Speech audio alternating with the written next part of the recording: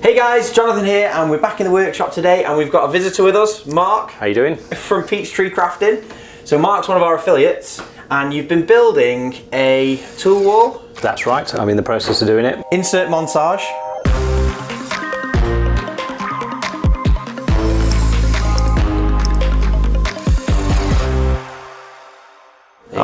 That looks mint, mate. That looks really good. So you've even put the foam in it. I thought we might have been sorting out the foam for you here. No, I'm trying to get as prepared as possible, make this as fast as we can.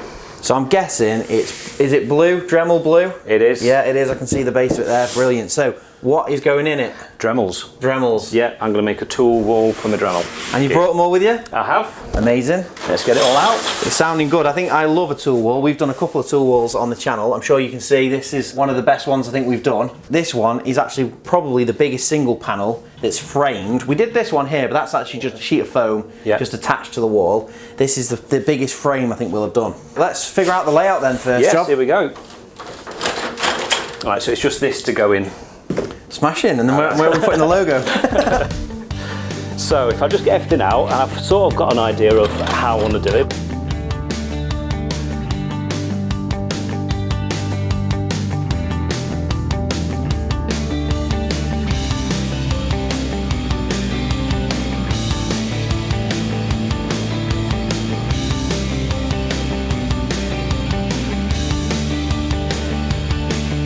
Right, so I think that's pretty close. Yeah, no, I'm happy with that. While we've been talking, though, I think we might just need, can I just make one change? I just think I might go for symmetry. Do you reckon that might be more symmetrical doing it that way? Yeah, definitely, yeah. And we're going to stack these on top of each other, which is that's right. Lose those. Logo in the centre. You've sort of laid it out exactly how I would use it. So this is the main bit I'm going to be using. Yeah. Batteries either side. The accessories nice and easily to hand. Some of the bits I don't use as often at the edges. No, I'm really happy with that. And this thing's intriguing. What's this? So it's actually a cleaning tool. So you'd use it, you put brushes and whatnot on, or pads, and it's used for cleaning. But I don't use it for cleaning. I do a lot of burning wood. Right. And then afterwards you have to brush off the carbon. And I found that when it's got the brush attached, it's the fastest way to do it. Nice. So you're gonna have like the brush attachments, are they a bit messy or something? You're gonna have them separate? Yeah, so I've got all my attachments and everything else, all the little bits. And I've got separately storage for that. Brilliant. So this is going to be the main accessories. Yeah, I like it. Right, so when it comes to starting cutting, there's two methods. Sometimes if I don't have a logo, I would start in a corner and then kind of work out from there. For this though, I think it's probably more important that we get that logo. Yeah, get that in the centre. Really in the exact right position, the right size. So it's probably better that we start in. We've kind of put these stencils here just to illustrate where a logo will go. Yeah. But I think we probably need to print off a logo, do that, and then maybe start with these central items to make sure we're building correctly. Yeah, no, I agree fully. Yeah, no. Yeah, and you're a bit of a master at cutting foam already. Well, master maybe not. Well, I've seen some of the projects you've done, the jerry can, which you've actually brought with you, haven't you? So we'll have a look at that later. Maybe once we've done the middle, you can start that end and I'll start this end. And let's not make it a race because I think I know who'll win, but yeah, we can at least do that. Yeah, fab. Okay, so let's go and print off the Dremel logo. Brill.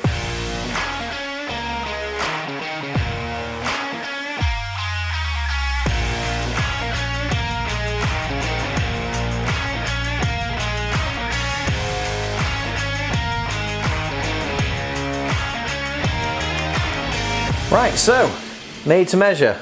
No, it looks good. It does. So we've jigged things around a little bit, but I think these two, what are these again? Circle guides? Yes, circle cutters. Circle cutters. Well, they are literally made to measure there. They're like framing up the logo, which I love. The most important step is taking a photo, because I think, how long has this layout taken us? It's taken a bit of time and a couple of iterations. Yeah, and I think as soon as I start moving stuff, I'm never going to remember the way it is. So no, taking a photo is essential. And now, I think, start with the logo? Yeah, let's do it.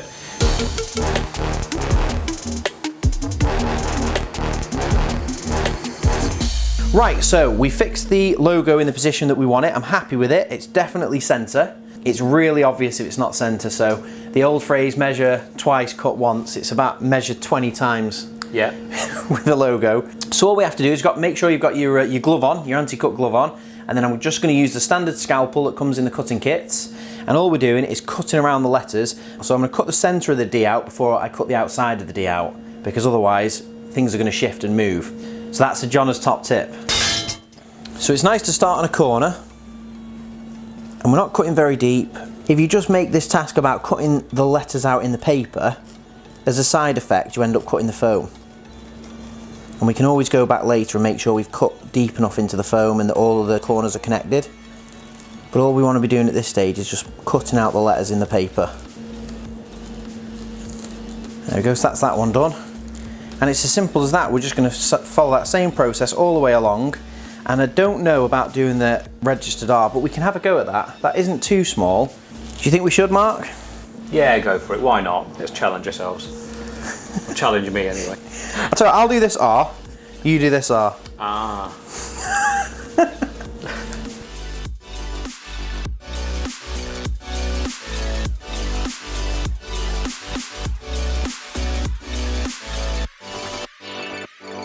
So we've done all the cutting. That is the hardest bit. So once you've cut all the way around the logo, it's really important to, before we start trying to peel anything, going back and making sure we've connected up the corners, because if you don't have it cut right to the corner, you'll see here, this is a good example, the corner's not connected. So if I peeled that now, it would tear. And there is a very good chance of it not connecting when you are cutting through the paper. So you want to go all the way around again and just make sure you've cut down basically through the black layer. That's all we're trying to cut down through, but the corners are connected. If the corner isn't connected, it'll tear out the material and you won't get the nice clean corners on the logo.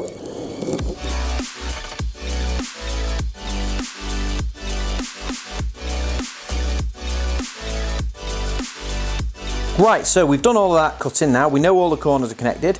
So it's just a simple case now of just pushing your finger down the side of the cut and just working the foam back and just peeling back that top layer. We don't want the foam to fall apart, so it is bonded quite tightly, so you just have to chase it along with your finger like this.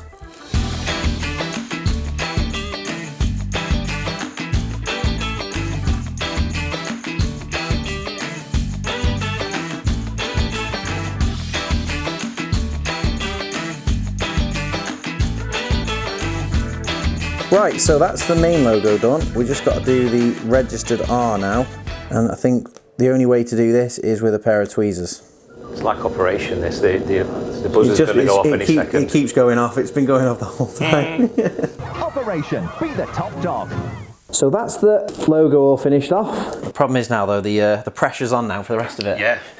Because can't mess any of the rest of it up. Right. So before we start, I'm timing you now.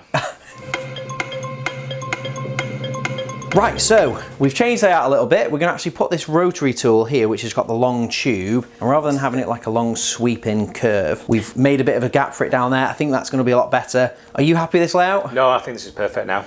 Feels like the right balance now, doesn't it? Yeah, definitely. Fab. Right, so if you want, you can start this end, Mark. Yeah. I'll start on that tube just to get that in its place so it doesn't move. Sorry. And then if you want to start that end, and then I know that the router's another bit of a challenge, so I'll come over and take over on that. I'll do the nice easy bits.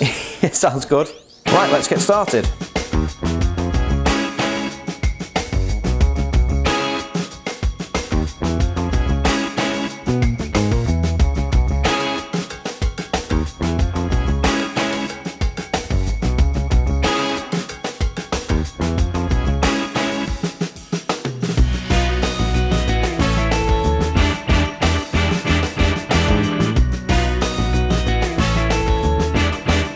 Is the final bit.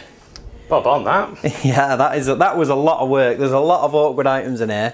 This item here, I think probably cut in about 5 stages, because this section here I cut first because it's so deep. Then I was cutting the this extra like central deep section here, so that's got like a bit of a V slot in it. Yeah. And then lastly I cut this section here, but it does help go into that extra detail, because when it's up on the wall it's going to be more likely to just stay in there and not shift. Yeah. And if you, for everyone at home, that is the finished article. I'm really pleased with that. Yeah. It's fantastic. The frame really sets it off too. I think it's the first 70mm tool panel ever made. And you are the proud... Oh, there you go. We've done a 70mm in the power tool wall, but yeah. The thing with that is that's not like a modular frame like this. This is like a piece of art really now. You could take it away, put it anywhere in any workshop, but yeah, that is amazing. And what size is this actually? Because I don't have any... Is this 1m by 500? Yeah.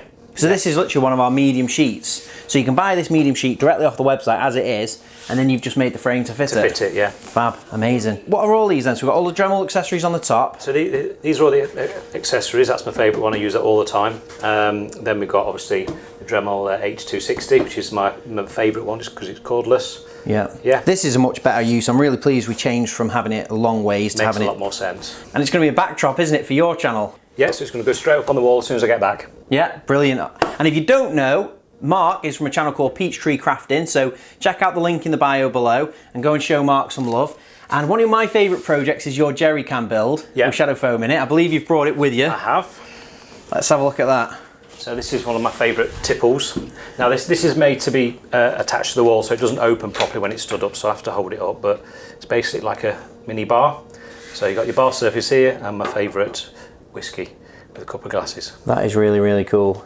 Right, fantastic. Thanks for bringing that along, and thanks for coming down. No, thank you for having me. It's been great. Yeah, and this is an amazing build, so I'm really pleased we got a chance to do it together rather than you struggling along on your own. No, it's there's been a lot of fiddly work there, so I'm glad someone else did it for me.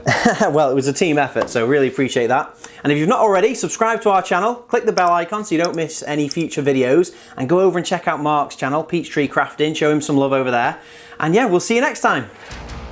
Thanks for watching. If you liked that video, why not check out some of our others? We've got new videos coming out every week. And Colin Furs, what's the quickest way for people to see these videos? Subscribe.